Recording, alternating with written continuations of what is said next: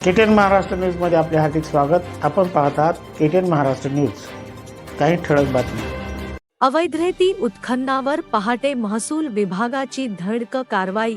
18 लाख रुपये किमतीचा मुद्देमाल जागेवरच नष्ट। आता बातमी विस्ताराने। 9 डिसेंबर रोजी जिल्हाधिकारी राहुल कर्डिले यांच्या मार्गदर्शनाखाली आज महसूल विभागाच्या पथकाने कल्लाळ व पिंपळगाव निमजी परिसरात पहाटे 5 वाजता अवैध रेती उत्खननाविरोधात मोठी धडक कारवाई केली।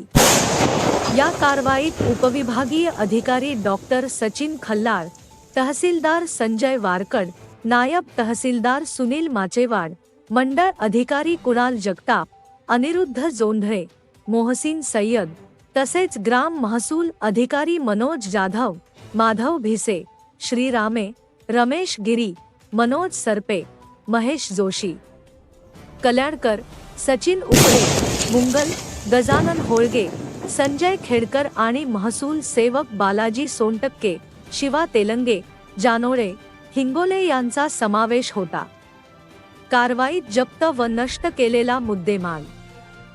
गस्तीदरम्यान पथकाला अवैध उत्खननासाठी वापरली जाणारी 3 गुडगुडी, 1 इंजिन, 15 तराफे सापडले। मजुरांच्या साह्याने पथकाने 3 गुडगुडी आणि 1 इंजिन जिलेटिनने स्फोट करून नष्ट केले। 15 तराफे जाळून नष्ट केले। असा एकूण 18 लाख रुपये किमतीचा मुद्देमाल जागेवरच नष्ट केला। अडथळे असूनही पथकाची धडक मोहीम। अवैध वाळू उत्खनन करणाऱ्यांनी कारवाई टाळण्यासाठी रस्त्यावर जाणून बुजून पाणी सोडून दिले होते, ज्यामुळे पायी किंवा साध्या वाहनाने पुढे जाणे अशक्य होते। तरीही पथकाने ट्रकरचा वापर करून उत्खनन पॉइंट पर्यंत पोहोचत कारवाई पूर्ण केली। अवैध रेती उत्खननाविरोधात सक्तीने व सातत्याने कारवाई करण्यात येईल, असा इशारा उपविभागीय अधिकारी डॉक्टर सचिन खल्लाळ व तहसीलदार संजय वारकड यांनी दिला आहे।